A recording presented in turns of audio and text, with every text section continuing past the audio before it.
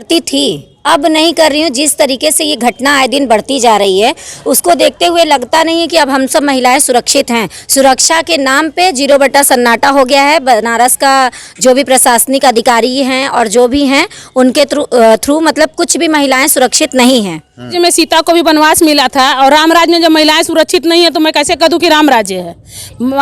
देश के गृह मंत्री जी कहते हैं कि महिलाएं रात को 12 बजे जेवर पहनकर घूम सकती हैं। और बताइए, दिव्यांग छात्रा उन्हीं के माननीय प्रधानमंत्री जी के काशी क्षेत्र में BHU में जब दिव्यांग छात्रा सुरक्षित नहीं है तो कौन सी महिला रात को 12 बजे घूमेंगी जेवर पहन के, जिसका गृह मंत्री जी कहते हैं।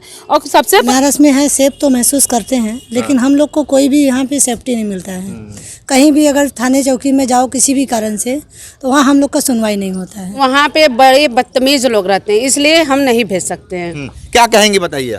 बेटी बचाओ बेटी पढ़ाओ योजना सरकार की चल रही है, उसके तहत मैं ये कहना चाहूँगी कि ना बेटी बच रही है ना बेटी पढ़ रही है इस ज़माने में। क्योंकि बेटियां निकलती हैं कॉलेज जाने के लिए तो उनके संग देखिए बलात्कार हो जा रहा है। बेटियां, यूनिवर्सिटी का ये मामला है कि दिव्यांग के संग जब ऐसा घटना घट रहा है तो क्या बेटी बच रही है और क्या बेटी पढ़ेगी। सारी बेटियां अब लगता है अनपढ़ बैठा के उनको घर में हमको उनकी सेवा और उनकी देखरेख करनी होगी। इस उत्तर प्रदेश में राम राज चल रहा है और राम राज में बेटियां कितनी सुरक्षित हैं ये सब लोग जानते हैं।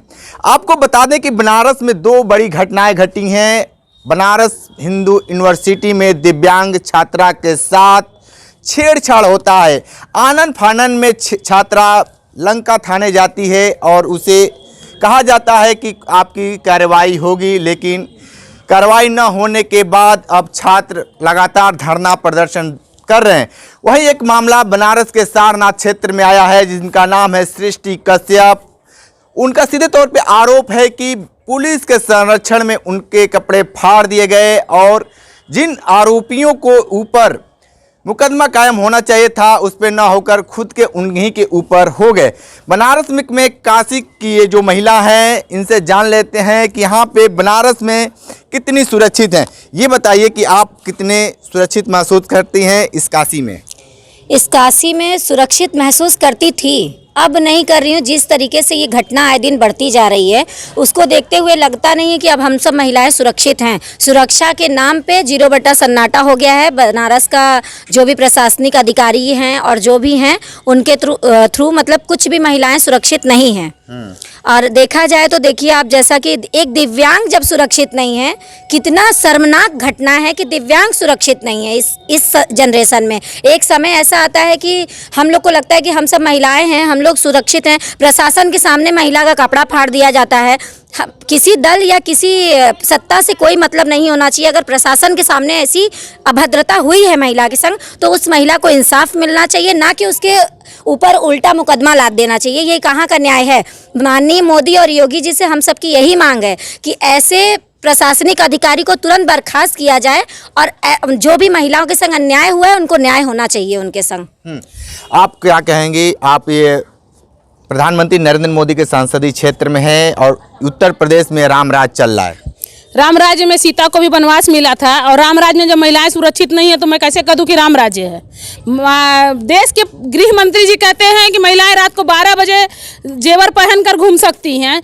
और बताइए, दिव्यांग छात्रा उन्हीं के माननीय प्रधानमंत्री जी के काशी क्षेत्र में BHU में जब दिव्यांग छात्रा सुरक्षित नहीं है तो कौन सी महिला रात को 12 बजे घूमेंगी जेवर पहन के, जिसका गृह मंत्री जी कहते हैं। और सबसे पहले तो गृह मंत्री जी को संज्ञान लेना चाहिए कि थानों में क्या हो रहा है।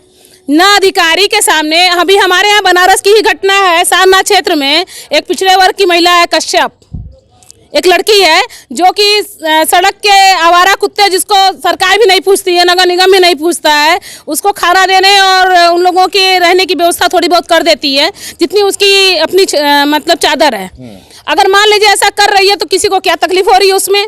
और किस अधिकार से बीजेपी के लोग जाके उनके कपड़े फाड़ दिए। किस टाइप के कार्यकर्ता हैं भाजपा के। जब उनके मुख्यमंत्री जी कहते हैं कि हम लोग महिला सुरक्षा के लिए बहुत कुछ करते हैं, तो कहाँ से होता है जब कैसे कपड़े फाड़ दिए गए। और वहाँ मैंने सुना कि पुलिस भी मौजूद थी। तो पुलिस की मौजूदगी में अगर कोई बाहरी व्यक्ति गुंडा आ करके, उसको गुंडा ही कहा जाएगा ना, किस टाइप के गुंडे, सरकार पोषित गुंडे हुए वो, कि वो आकर के एक लड़की का कपड़ा फाड़ दे रहे, चीर हनन कर रहे हैं और कह रहे हैं राम राज्य है। क्या यही राम राज्य है कि किसी लड़की को निवस्त्र कर दिया जाए? मैं तो नहीं मानती, मैं इसकी कड़ी शब्दों में निंदा करती हूँ। और कहाँ है बीजेपी की साली सांसद, महिलाएं, नेत्री? होनी चाहिए, इस पर आवाज़ उठानी चाहिए।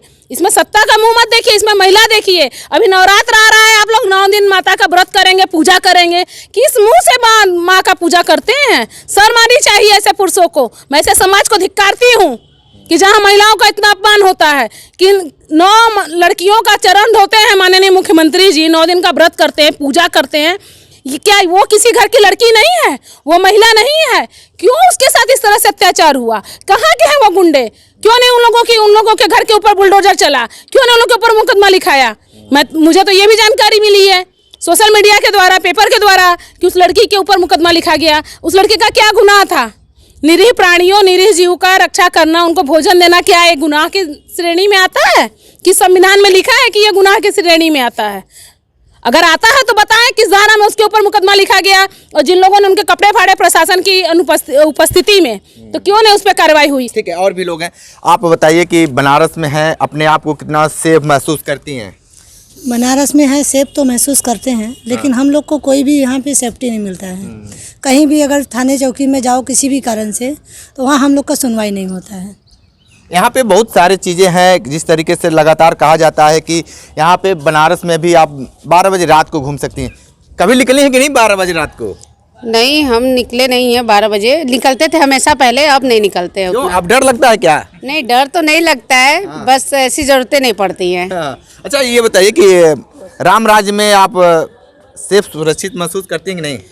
सुरक्षित पहले हम लोग थे, लेकिन इस समय नहीं है। इस समय जो इतना 2-3 जगह कांड हो रहा है महिलाओं के संग, वो अच्छा चीज़ नहीं हो रहा है जी। अच्छा, और हर घर में बेटियां हैं, हमारे घर में भी हैं, आप लोगों के घर में। जिस तरीके से सरकार कहती है कि रात को भी बेटियां निकल सकती हैं, तो अपनी बेटियों को आप लोग घर से बाहर भेज सकती हैं कि नहीं? किसी सामान को लेने के लिए, चाहे दवा लेने के लिए, चाहे जरूरी आवश्यकता है सामान लेने नहीं भेज सकते, क्योंकि मेरे घर के आसपास ऐसा जगह है कि वहाँ पे बड़े बदतमीज लोग रहते हैं, इसलिए हम नहीं भेज सकते हैं। क्या कहेंगे बताइए? बेटी बचाओ बेटी पढ़ाओ योजना सरकार की चल रही है, उसके तहत मैं ये कहना चाहूँगी कि ना बेटी बच रही है ना बेटी पढ़ रही है इस ज़माने में। क्योंकि बेटियां निकलती हैं कॉलेज जाने के लिए, तो उनके संग देखिए बलात्कार हो जा रहा है। बेटियां, यूनिवर्सिटी का ये मामला है कि दिव्यांग के संग जब ऐसा घटना घट रहा है, तो क्या बेटी बच रही है और क्या बेटी पढ़ेगी? सारी बेटियां अब लगता है अनपढ़ बैठा के उनको घर में हमको उनकी सेवा और उनकी देखरेख करनी होगी। इस अब के काल में अब ऐसा लग रहा है कि अब कोई सुरक्षित नहीं है। बेटी बचाओ बेटी पढ़ाओ बस एक जो कहा जाता है कानूनी स्लोगन, वो स्लोगन के ही नाम पे रह गया। क्योंकि ना हमारी बेटियां सुरक्षित हैं और ना हम खुद सुरक्षित हैं। क्योंकि अब हम लोग को जब माननीय मोदी जी बैठे थे तो लगा था कि हाँ हम लोग सुरक्षित हैं, लेकिन अब जो प्रशासनिक अधिकारी और जो थोड़े दलाल गुंडे जो बढ़ गए हैं, उन गुंडों को देखते हुए लगता है कि अब महिलाएं असुरक्षित हैं। क्या कहेंगे आप? कितनी अपने आप को सेफ महसूस करती हैं? बताइए। अब सेफ क्या महसूस करते हैं? हर जगह तो कुछ न कुछ सुनाई दे रहा है दिन, तो उससे क्या समझेंगे कि हम लोग सेफ हैं या हम लोग के बच्चे माता जी, आप बताइए कि आप काफ़ी उम्र हो गई है, इस शहर को किस तरह देखती हैं? सही है या नहीं? सही नहीं है बेटा, अब पहले सही था, अब नहीं सही है। अब ये रास्ते में लड़कियों को 8 बजे 9 बजे भेजने में डर लगता है कि लड़कियां जाएंगी, कोई बात हो जाए, कोई चीज़ हो जाए, चिंता लगा रहता है। इसलिए हम लोग खुद ही अपने से हर काम कर लेते हैं, बच्चों को नहीं भेजते हैं बाहर। समय का दुरुपयोग देखते हुए अंदर से डर महसूस होता है कि भाई 8-9 बजे के बाद। सरकार तो लगातार कहती है कि यहाँ पे कोई सभी गुंडे मवाली सब बाहर भाग गए, विदेश पकड़ लिए हैं। सरकार के बोलने से कुछ नहीं होता है, जो जिसको करना रहता है वो करता रहता है। आप बोल रहे हैं हम सुन रहे हैं, हम बोल रहे हैं आप सुन रहे हैं। सरकार बोल दी, सारे लोग सुन लिए, जिसको जो मर्जी में आ रहा है वो कर रहा है। अच्छा, आपको लगता है कि सारे गुंडे बवाली प्रदेश छोड़कर भाग गए हैं? अरे प्रदेश छोड़ के भाग गए होते तो बेचारी सृष्टि जी के ऊपर जो मुकदमा उल्टा हुआ है तो वो गुंडों के ऊपर होता ना। अगर बुलडोजर बाबा का बुलडोजर चल गया होता तो पहले तो उनका घर गिरता। और बलात्कारियों जो कि प्रशासन के जो अधिकारी वहाँ थे, उनके ऊपर अभी तक कार्रवाई नहीं हुई। एक महिला को मतलब उसको उत्पीड़न भी कर रहे हैं और उसी के ऊपर कार्रवाई भी कर दे रहे हैं। यही है गुंडा राज। तो गुंडे में कहाँ पे हैं? अपने बनारस में बैठे हुए हैं, वो सुरक्षित कहाँ है महिलाएं? या वो कहाँ विलुप्त हो गए? हमारे हमारे तो देश में ही छपे हुए हैं, तभी तो हम लोग डर रहे हैं कि अब हम लोग सुरक्षित नहीं, विदेश वो कहाँ जाएंगे। विदेश में तो ऐसा नियम है कि तुरंत ऑन द स्पॉट काम होता है। यहाँ की सरकार, आज बलात्कार हुआ तो वो 6 महीना बैठा के खिलाते हैं राशन पानी, उनको मोटा तगड़ा कर रहे हैं कि दोबारा निकल के और अच्छे से बलात्कार आप करिए।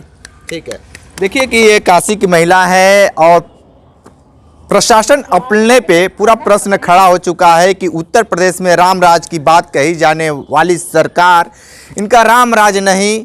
जिस तरीके से लगातार यहाँ पे लड़कियाँ अपने आप को असुरक्षित महसूस करती हैं और काशी की महिलाओं ने सीधे तौर पे पूरी कहानी बता दी है कि इस सरकार में और यहाँ की बनारस की जो प्रशासनिक अमला है कितना बेहतर है। देखना दिलचस्प होगा कि आने वाले वक्त में यहाँ की प्रशासन अपने रवैये में कितना सुधार लाती है। ग्राउंड जीरो से रिपोर्ट कर रहे थे तो हमारे साथ बने रही कांडी बनारसी के साथ। हमें दीजिए इजाज़त, नमस्कार।